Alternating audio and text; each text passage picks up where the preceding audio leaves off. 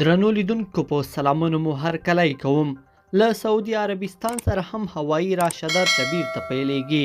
په سعودي عربستان کې د افغانستان سفارت وایي د کابل او سعودي ترمنځ د رسمي پروازونو پیلولو اجازه له سعودي چارواکو ترلاسه کړې ده.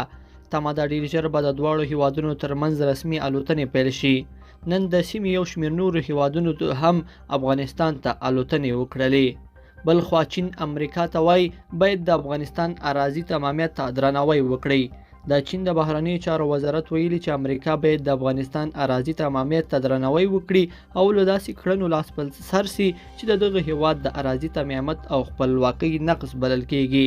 د یاد وزارت ویاندې هوا چنونګ یو مطبوعاتي کنفرانس ته ویلي چې امریکا ته پکار ده چې په افغانستان کې له پوځي مداخلې ډډه وکړي، په زور خپله اراده پر نورو تحمیل نه کړي او دغه راز د خلک د بدبختۍ او غمونو کندې ته نه ټیل وهي. بلخوا ترکیه وایي افغانستان سره انکشافي او روزنیزې همکاریو ته دوام ورکوو.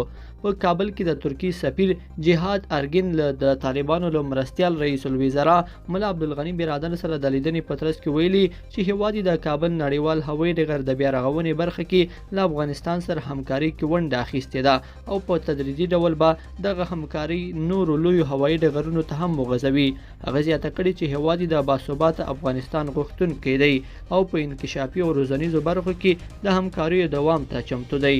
لیدونکو په دې هیله چې دا مطلب به مو راسره تر پایه پورې لیدلی وي. که مو ویډیو خوښه شوې ویډیو لایک کړئ او چینل سبسکرایب کړئ. تر بیا ښه وخت.